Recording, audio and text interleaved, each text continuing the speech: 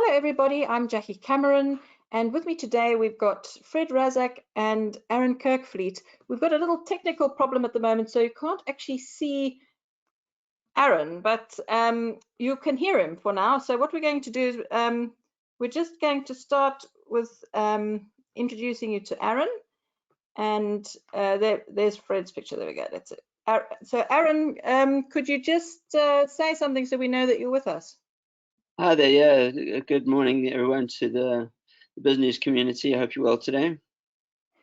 So as we've got on the slide here for you, Arran is based in London, and Arran is a specialist in global property investing. And as you can hear, he's also a South African, so he understands the requirements that we have when we want to invest outside South Africa. Arran, before we get started with the questions, and we'll also introduce Fred as well when he arrives. I'm afraid we've got that technical challenge today. Arran, could you just set out what the market is like for property investors who want to go and invest in London now? Is it a good time to invest, a bad time? Is it very expensive for South Africans? Perhaps you could just set out what it is you do for South Africans while we Yeah, sure. I think with London property and the current pound exchange rates, it's a little bit unaffordable. But what we do tend to find is properties across the UK, and it's generally in line with the budget that a lot of South Africans can afford. So yeah, I think it's sort of we're trying to have a wide range of properties to cater for everyone's requirements. So if you're looking for a higher yield, so some people would have sent their kids to study abroad, they need to cover their living cost, which is about £22,000 a year. What they would normally do is purchase a high yielding property like student property, or a retirement property like a care home, which is between 8 and 10%.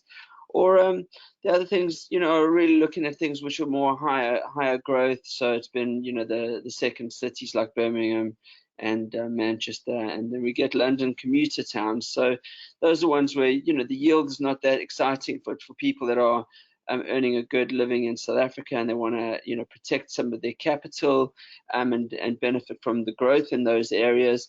With COVID coming around, more people are working from home. They're cancelling their tenancies in London and moving further outside. And what we're seeing is a spike in demand for London commuter towns and also the second cities. So London property is traditionally very expensive. I mean, a very small flat will cost the same that a small mansion in Scotland will cost. So what kind of money are you talking about to get your foot on the London property ladder? I mean, I think with London, with properties that, you're going to sell, easily to when you want to make a profit, what we look at is saying, look, it's better for people to go and purchase properties that the average Londoner can afford, So if you look at that typical individual is earning £40,000 and a couple will be £70,000. So the multiples of earnings, mortgage availability is the same in most countries. It's maximum 5 times your earnings. So you should really be looking at properties where for a one bed of 240,000 and a two bed around 350,000. So it's quite tricky to get those prices in a decent sort of area. But I see Fred's just come on the line there. So yes, hi Fred, welcome. I'm glad you joined us. So just let me just briefly introduce Fred, and then we'll carry on with some of the questions and pick up on property with Arran again. So Fred is a global trading specialist with CM Trading. So we're very lucky to have him, especially with the markets being so exciting now, Fred, with all these all-time highs in the US. Are you finding that you're very busy at the moment? Extremely busy. And have we all missed the opportunities now, or do you think there's still some good opportunities to invest in the US? As this famous story says, ultimately there's always opportunities, okay? There's never going to be a situation where you're going to miss out on everything, okay? It's just money is just being transformed from place to place. It's never it's always, moving. It's not idle at any point. So the trick is just to move before the money moves, so that you get there before the money actually moves there. So, the opportunities are abound, especially now. I see it across the board. Great, and we're seeing a lot of news as well that this COVID-19 pandemic has spawned a whole generation of day traders, and we've all been sitting at home bored, and now we've started buying and selling stocks. Are you seeing a lot of demand still? Yeah, absolutely. I mean, this is really the markets where everybody wants to get into. Okay, the volatility is there. Although the VIX has really, subsided over the past, I would say, 3 months, ever since May. Nevertheless, there's still opportunities. I mean, the markets are still going up. And like I said, there's a rotation that is going on. First, it's the indices and the equity markets that were just exploding, and they're still exploding in the US. I mean, Apple is trading at $471. During the pandemic, it was selling at $220, and it's hitting new highs, together with the NASDAQ and carrying. And there's a rotation of stocks like we've spoken about before that just continue to go up. Now, at the end of the day, we're all playing musical chairs here. And there's going to be a day where there's going to be a reckoning, and there's going to be a little bit of a correction in the markets. But going into where we are right now, the pandemic, and to an election year, you have all the atmosphere of excitement and opportunities that I haven't seen in maybe 20 years. So you're still seeing a lot of opportunities. Oh, absolutely. Absolutely. Look at what gold has done in the past 3 weeks. I mean, unbelievable. Now, this is all, like you were saying, these are day traders that are aggravating the market even more so. And if you're aggravating the market, it's going to be more volatile. So the moves are much more extreme. And you're seeing that. And I think the central banks, or the central economic Congress of each country, is really just controlling the situation and making sure that the markets are not tanking. I mean, if you look at the JSE, the Johannesburg Stock Exchange, is trading at all-time highs. The NASDAQ is trading at all-time highs. The Dow Jones is close to its all-time highs. So, we're trading on intervals that seems a little bit artificial to me.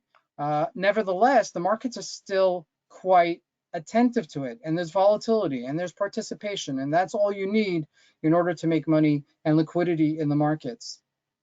Thank you. So we've got a first question here from Ronald, and he wants to know, he's interested in trading foreign currency. What is your view on trading the rand now, and how do you get started? So for somebody who's never traded in the rand before. So there's two questions there. There's one, how do you trade Forex? And two, how do you trade the rand? Now, the rand is I'm going to answer that first, and then we'll go to the first question.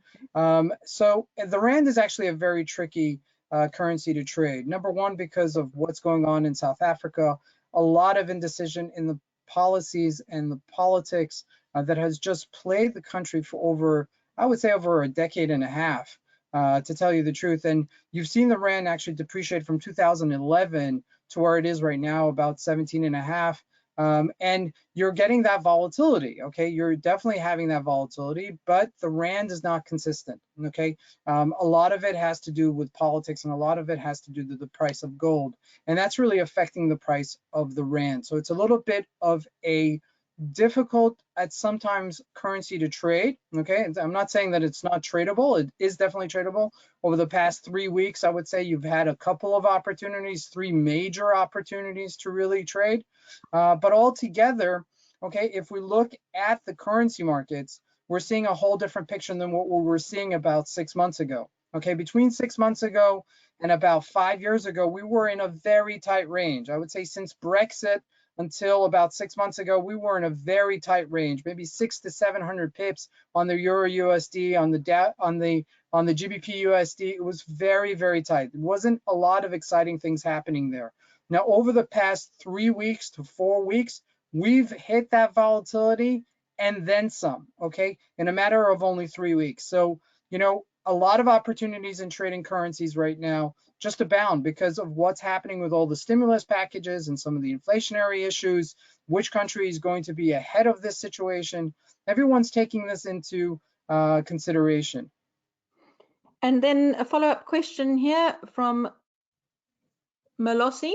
He wants to know, how much money do you need to trade in foreign currencies? What's the minimum? Well, okay, so I mean, there's no real answer to answer that because you're starting a business, okay? It's not like you're going to the casino and you're just going to try out, okay? If you're looking to actually trade and take this seriously, then you're starting a business, okay? That's the way I look at it. That's the way I started with it. Yes, you could open up an account for $250, but for me to tell you that it's going to be anything significant with $250 would be me misinforming you.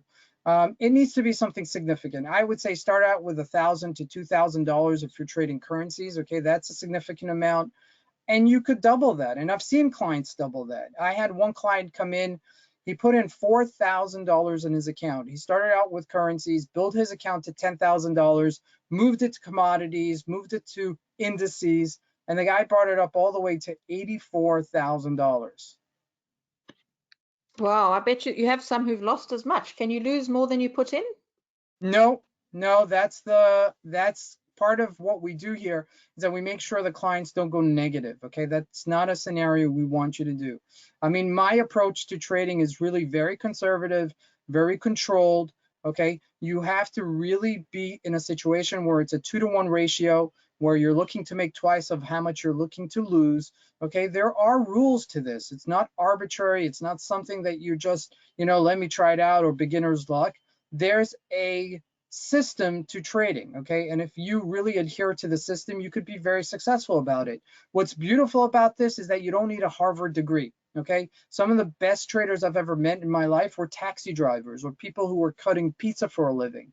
And that's the point, okay? There's no filter to it, for good or for bad, okay? But that gives you an opportunity to participate in trading the financial markets, even if you don't have a background of it. And that's what really is beautiful about it. And that's given a lot of people who are, staying at home right now, the opportunity to really focus on alternative income streams like trading the financial markets. So your passion for trading really comes through there, Fred. So here's a question for Arran, and this is from Shaman. And Shaman asks, can South Africans buy property in the UK, and can we open bank accounts there? So I'm assuming Shaman doesn't have the option of another passport. So Arran, if you could just take us through the steps briefly.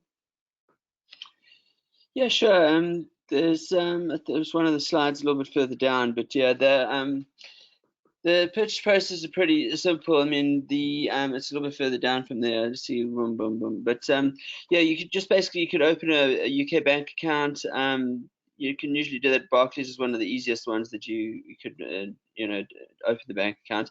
Generally, South Africans have got like 1 million rand per person that they can send across per year.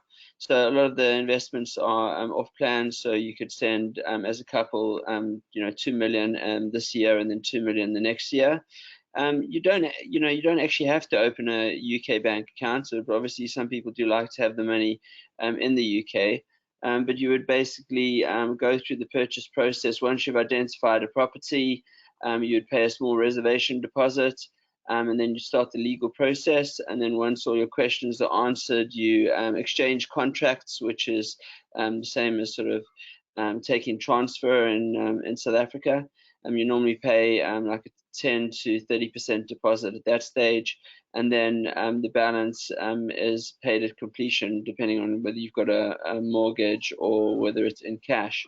And then, the money can be transferred via a broker like Sable to the solicitor, who then completes the purchase for you. Other than that, it's a pretty easy process, and the solicitors have the power of attorney to sort of help you open bank account if you want to do that. Thank you. And then here's a follow-up question. Shaba wants to know, purchasing a property is one thing. The difficulty for me is finding or identifying an agent to manage it, from a rental, resale, and legal issues.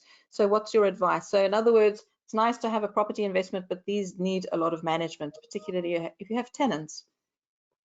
Yeah, I mean, I own a buy-to-let portfolio myself, and yeah, I completely understand that. I've got a property that's in the Midlands, and I had a troublesome tenant there, and I even had a squatter, and it was a very difficult, challenging time. So it depends again, like on your sort of your profile and how how much hands-off you want to have it, and whether you wanted to go for income growth or capital growth. So in terms of having if if you want to put the least effort in, you've got things where, like, it's a retirement property, like a care home. You buy a care home studio, and then the operator leases it back from you, and that's usually like a 10-year lease. So it's a between a 10 and 20-year lease. It's a commercial lease. You're getting your income every year, and it's in the region of 10%. So there's less hassle from that side. There's still risks. There's the operator risk. And you probably won't get much capital growth on it, but you're going to get good income. And on the other side, like if you're just going for a buy-to-let property, like in Manchester, for instance, there are, the demand is good in these places. Generally, like there's the most 30-year-olds that are living in any city is in Manchester. So you're getting young professionals, and then there's management companies who will do the full management for you. Normally it's about 10% for the full management, and they'll give you quarterly updates and take care of any problems that are with regards to the tenant if there's non-payment. And you can take out like a rental insurance as well. So the rental insurance is only 30 quid per year, and that will give you access to a solicitor to help you with evictions and those sorts of things. So there's a lot more things that are available now for overseas investors to sort of make it easier. But you will pay slightly more, whereas if you do manage it yourself, it's cheaper, or you could get a let-only management. It's like 6%, but you're going to pay 10% for the full management. It's quite good to have for peace of mind.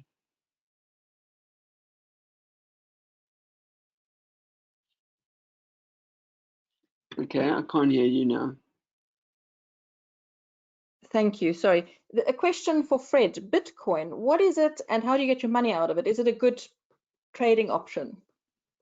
So Bitcoin is under the umbrella of cryptocurrencies that have been, I think, in circulation since 2011. I would say that's as earliest that I remember it. It started out at $50. Basically, it's a non-bank, non-central government currency, okay, that is circulating in the markets. Now, we've spoken about several types of cryptocurrencies, and they're gaining popularity, okay? Bitcoin being the most popular out of all of them.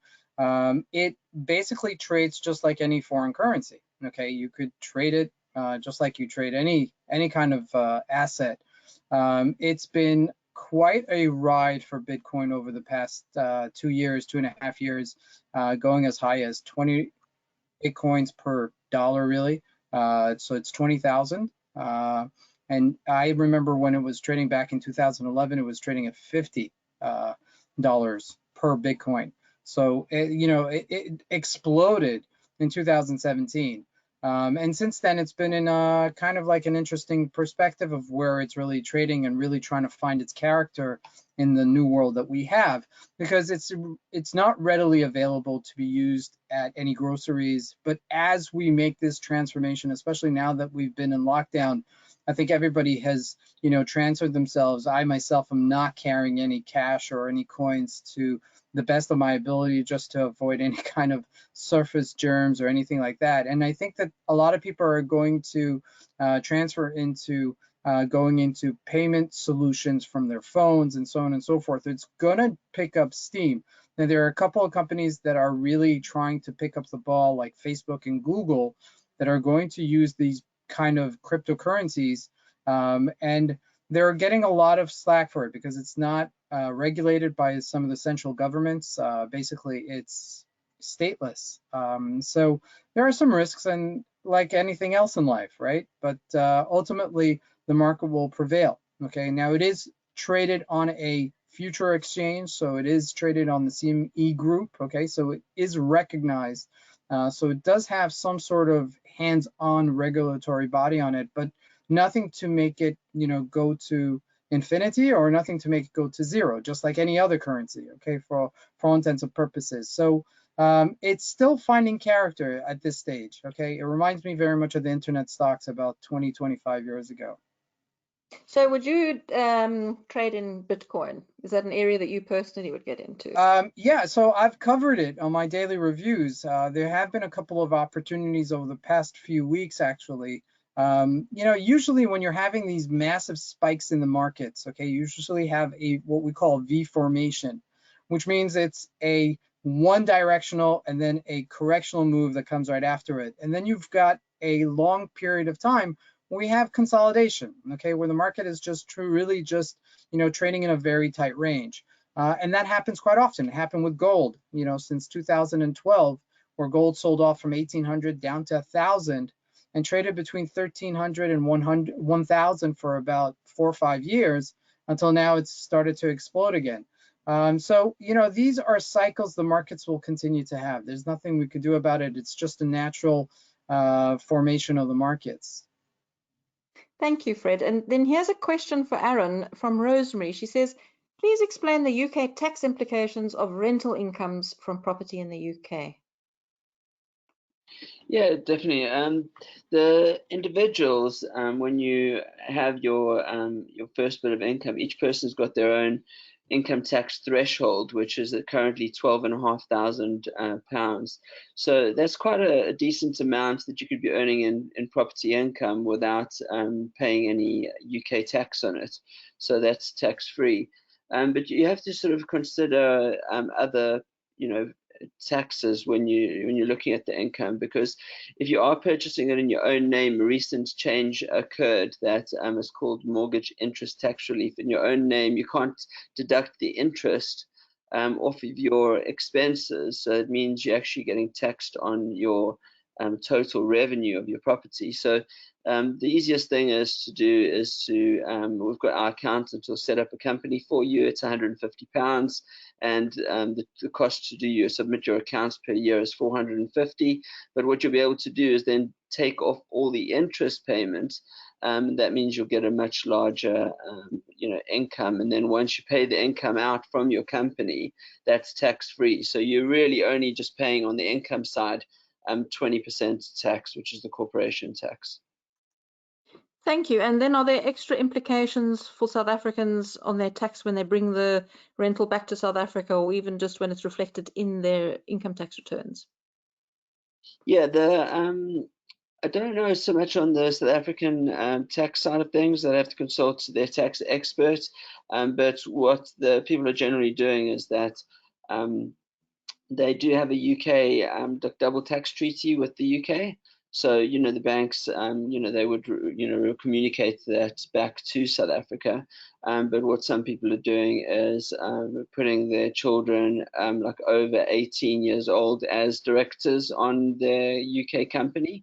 So although the company owns it, the income is then paid to the children. So they don't, incur the same tax liability. Because if you're a high-earning taxpayer in South Africa, you may not want to have that income being declared in your own name. So there's certain ways around which are within the legalities, So you're not being a tax dodge, breaking any tax rules. You're just using the systems correctly. Right. Thank you. And then here's a question for Fred from Ryan. And Ryan wants to know, should you invest in the S&P 500 or separate stocks? What's the best way to play that game? So that's the $1,000,000 question, right? So, do you diversify or do you put your eggs all in one basket? I mean, over the years, the answer to that question depends on a lot of factors. It depends on your age gap. It depends on how long you're looking to invest. It depends on what your risk parameters are. The S&P 500 over a 10-year period generally earns 10% per year, okay? Which is very reminiscent of something like the real estate market, okay, at least in the United States. Not very familiar with the UK market, although some of the similarities overlap, especially because it's a landlord-friendly environment, okay, which means that landlords generally make money as opposed to somewhere like Germany, where the land it's more of an incentive to rent than to buy. But focusing on the S&P and focusing on stocks, there's benefits and demerits to each one. The benefit of investing in the S&P 500 is you have consistency over a longer period of time, okay? And you're not averse to massive corrections in markets like you would if you were only exposed to a particular stock.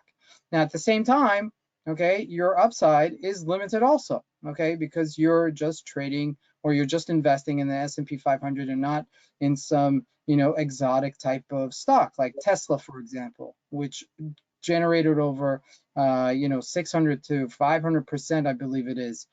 So, there's a benefit and demerit to each one. You have to really calculate your time horizon. You have to calculate your risk aversiveness to it.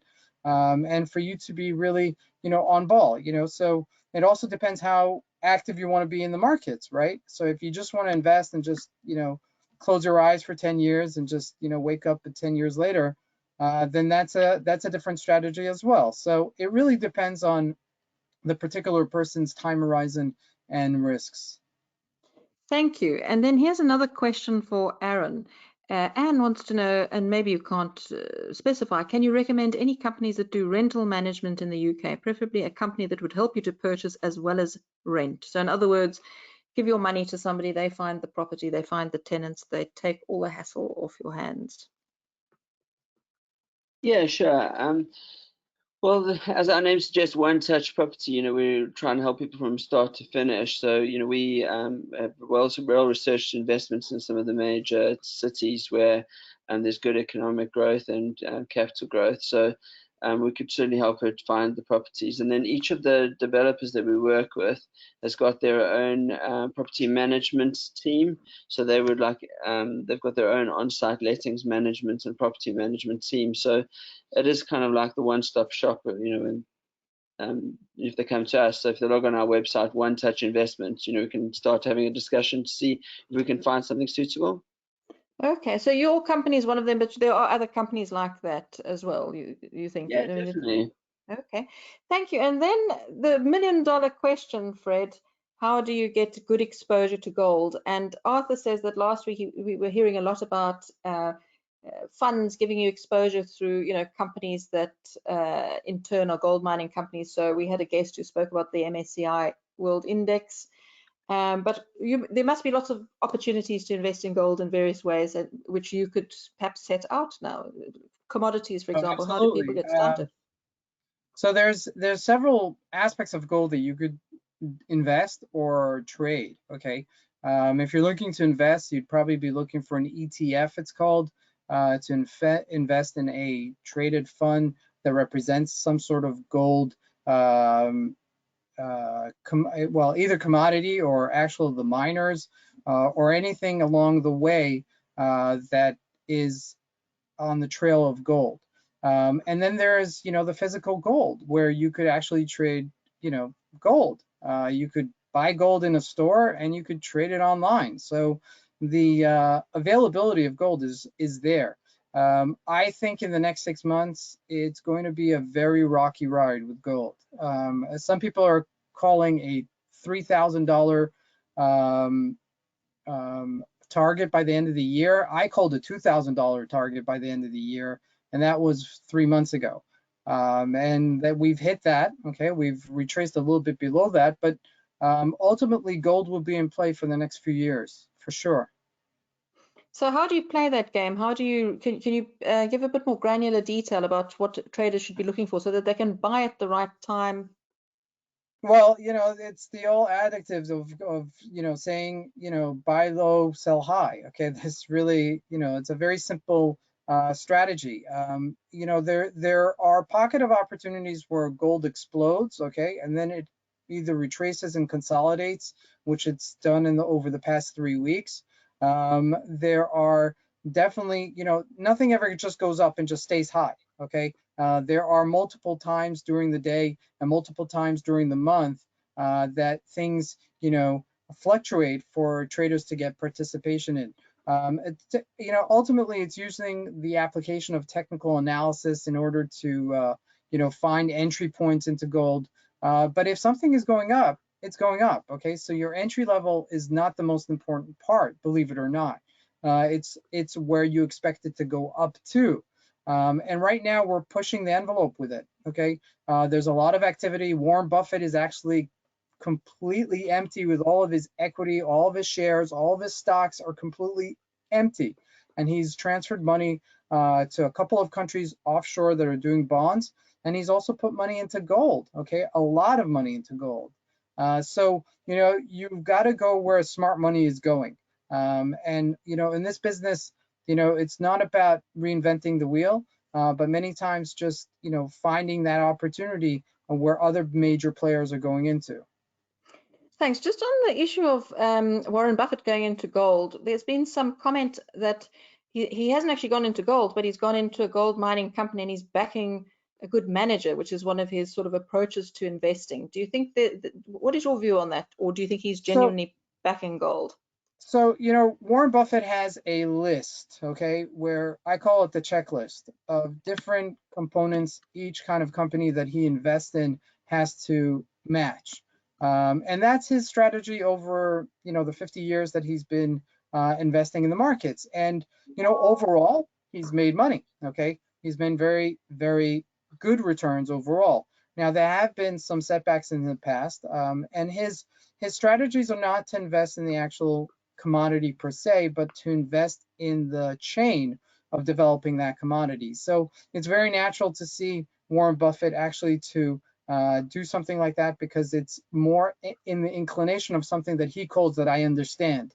And, you know, for each type of trader or investor, whatever markets you're trading, okay, whether you're in the housing market, whether you're in your commercial real estate or residential real estate, or whether you're trading financial markets, okay, in the various categories, there's always a strategy and an edge that you develop for yourself of what works, okay? And I'm very much of the type of personality to say, learn as you go along.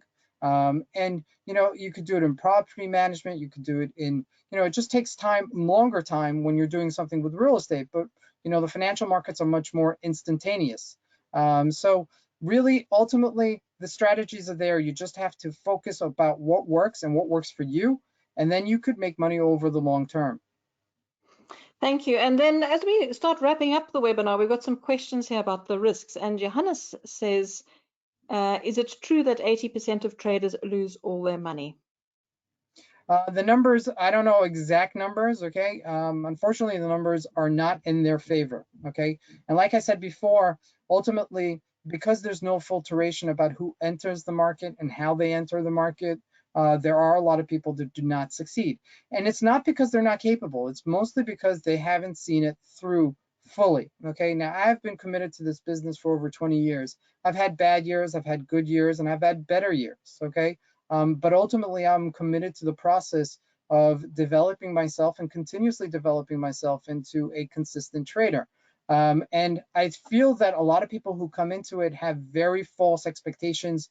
Those false expectations are met with frustration initially, because it's not having to have that instant success, as some of the movies or some of the shows that you've seen before and people talking about trading. But it is ultimately one of the most exciting, one of the most diverse, one of the most acceptable ways to garner and to make wealth over a period of time. And what's the biggest mistake you've ever made, Fred? The one that you regret, that you would advise your children not to make? Do you want the itemized list? Just one. There's many. There really is so many. I mean, probably the biggest mistake I've ever made was that I didn't get involved as big as I wanted to in real estate early on, believe it or not, which is not directly related to trading the financial markets. But, you know, ultimately, it's you take life lessons. And, you know, the way we called it is that we were paying our education. Okay, when we lost money in any kind of trade or any kind of business dealings that we did, we call it paying your education. Okay, you go to universities, you pay an education, and that's you know, that's part of life. Okay, and that's natural and that's healthy and that's good. It's a process. Okay, if you don't lose money, you don't learn. Okay, most of the biggest losses that I've had, okay, I've learned and I've gained some of the best education that I could reflect back to. Now, does it hurt? Absolutely hurts. Okay, there are times that I look back and I say, what was I thinking? Why didn't I just cut that short?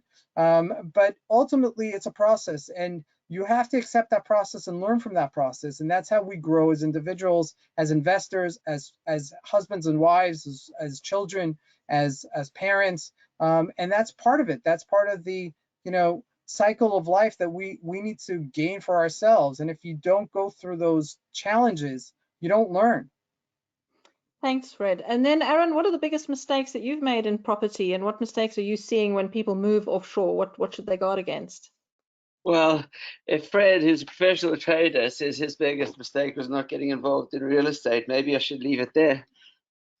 Yeah, but there are obviously mistakes that people can make, because real estate also has its own risks. You know, you can maybe sell too early or buy the wrong property or buy at the wrong time. Is there anything that you would Yeah, I think, advise people to guard against? Yeah, I think that for myself personally, it was on not getting involved in a deal again. You know, I was waiting for someone else to join me to sort of feel more secure and about making the investment. And the hunch that I had was a correct one. And it was actually the biggest loss was not something that I'd bought and lost money on. It was more something that I didn't take the opportunity. And I think people have got to have a clarity of vision. You know, a lot of people from South Africa, they kind of would go and say to me, okay, fine, I want to invest, but then I want to like have a place to live as well. And I think you've got to have a clarity of focus in saying, well, make an investment for the investment purposes. And if, you know, if you do have the right to live here or a passport, like from ancestral visa or whatever, if it does come to a point where you need to leave South Africa for whatever reason, you don't know where you're going to stay or what you're going to do. So you can sell that property at that stage if that ever happens, and then buy something for yourself. So it's having that clarity of focus, I think. Thanks. Well, one of my regrets, I think, is not investing in March when one of our regular commentators, Koki Koiman, said this was the best buying opportunity he's ever seen in 30 years. So I wish had been trading at that stage. So yeah. So So thank you very much. Yes, Fred. just to add, I just said before that it wasn't not that, that real estate wasn't, my biggest.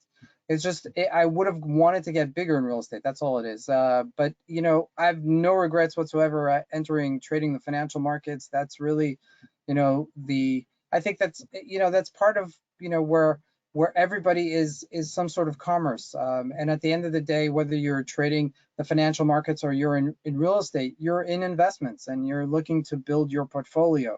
And you hear some of the same repertoire between whether you're investing in real estate or the financial markets. So, ultimately it's all under the same category of investing. So in other words, have a balance, Fred, even if you are trading. Exactly.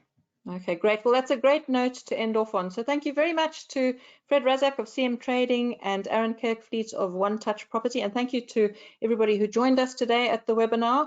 Next week, we've got Craig Gradage, who is an award-winning financial planner, joining us, and probably another person who also specializes in trading. So we'll see you next week. And please do send me your questions and feedback. So thank you very much.